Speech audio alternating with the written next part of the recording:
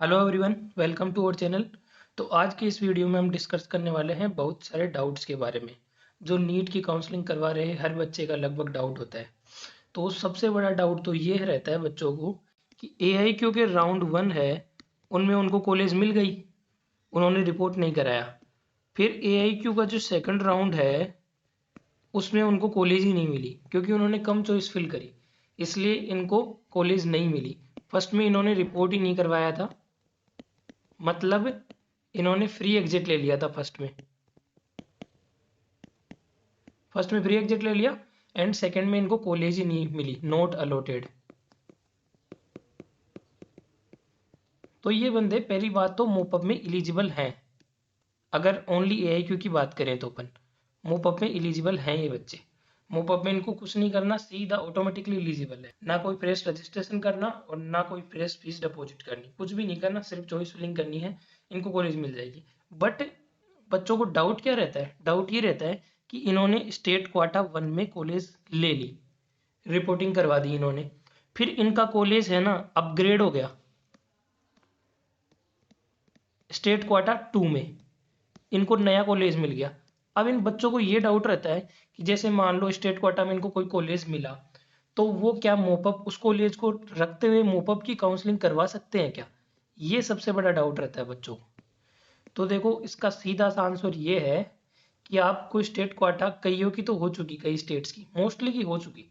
तो state quota में आपको सीट मिल गई तो आपको मोपअप में आप रजिस्टर तो करवा सकते हैं। रजिस्टर तो आपका पहले से हुआ पड़ा है इनका तो, और जो फ्रेश कराएंगे वो फ्रेश भी करवा सकते हैं। आप चॉइस फिलिंग भी कर सकते हैं और आपका रिजल्ट भी आ जाएगा। बट आप वहाँ कॉलेज में जा नहीं पाएंगे, क्यों? क्योंकि आपके डॉक्यूमेंट यहाँ फंसे पड़े हैं, डॉक्यूमेंट्स स्टेट में फंसे पड़े हैं आपके। अब आपका ये, अगर स्टेट आपको अलाउ करता है रिजाइन करने के लिए कि आप रिजाइन करके AIQ में जा सकते हैं मोपअप में, तब आप जा सकते हैं, कोई दिक्कत ही नहीं है। बट कुछ स्टेट जैसे कि राजस्थान, उनमें काउंसलिंग ऑफलाइन होती है, तो जो बच्चा स्टेट क्वाटा में सीट ले चुका उसको रिजाइन करने का कोई मौका नहीं मिलता। फिर जैसे कि अब चल रही है राजस्थान की काउंसलिंग, 10 से स्टार्ट हो गई थी और अभी ऑनगोइंग है, प्रोसेस चल रहा है वहाँ पे। तो जो बच्चा ऑन द स्पॉट कॉलेज ले लेगा तो वो फिर वहां से रिजाइन नहीं कर सकता स्टेट से, तो उनसे बॉन्ड भरवा लिया जाता है, तो फिर वो वहां से कॉलेज छोड़ ही नहीं पाता वो बच्चा। इसलिए वो मोपअप में चॉइस फिल तो करके कॉलेज तो अलॉट हो जाएगी उसको, बट वो जा ही नहीं पाएगा, तो वो एक तरीके से एग्जिट ही हो जाएगा मोपअप से। और वो जो सीट बच जाएंगी वो स्ट्रे वैकेंसी में कंसिडर हो जाएंगी सीधी सीधी। तो ये है इस डाउट का सबसे अच्छा जवाब।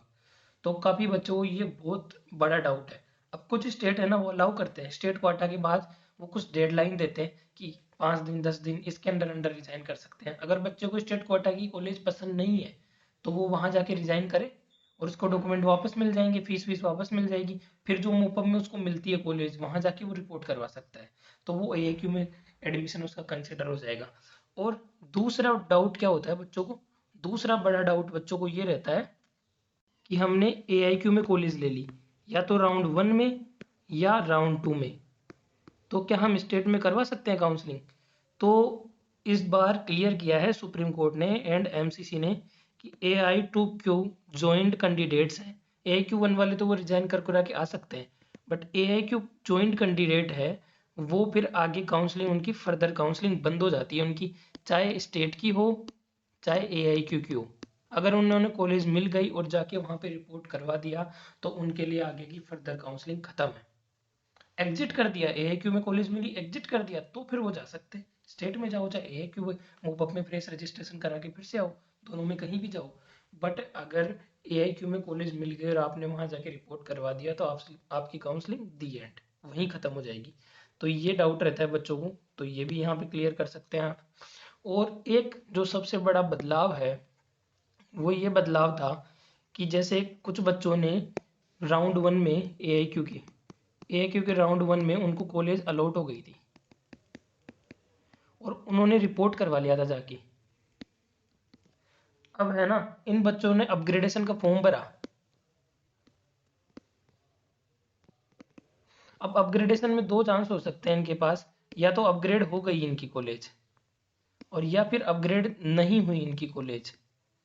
तो देखो, मैंने भी बताया था और बहुत सारे काउंसलर्स ने भी बताया था कि इन दोनों के लिए राउंड 2 फाइनल राउंड होगा। बट यहाँ पे एक अलग सीन है, क्योंकि एमसीसी ने क्लियर नहीं किया था। तो जो बच्चे की अपग्रेड नहीं हुई कॉलेज, वो जो राउंड 1 वाली थी अलॉटेड, वही है, तो उनके लिए तो राउंड 2 होगा फाइनल। जो कि राउंड 2 हो चुका है, रिपोर्टिंग वगैरह भी हो चुकी है, उनके लिए फाइनल है राउंड 2, कि वो फाइनल उनको राउंड 2 में ज्वाइन करना ही पड़ेगा, वो आगे एलिजिबल नहीं हो पाएंगे फर्दर काउंसलिंग में।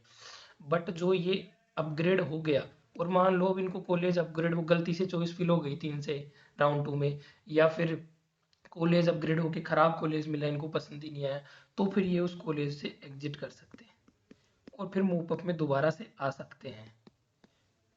ये है, ये सारे काउंसलर्स ने कुछ ने गलत बताया था ये, और क्योंकि एमसीसी ने ढंग से क्लियर ही नहीं किया था, फिर एमसीसी से कांटेक्ट किया गया, तो फिर ये नतीजा निकल के आया कि वो मूव अप में करवा सकते हैं। अब कई बच्चे हैं जिनको राउंड 1 में अलॉटेड हुई थी और उनका अपग्रेड हो गया था, अब उन्होंने एग्जिट मार दिया था स्टेट में लेने के लिए, अब वो ये सोच रहे थे कि यार मूव अप में हम जा ही नहीं सकते, तो उनके लिए ये बात अच्छी है कि वो मूव अप में फ्रेश रजिस्ट्रेशन करा के जा सकते हैं।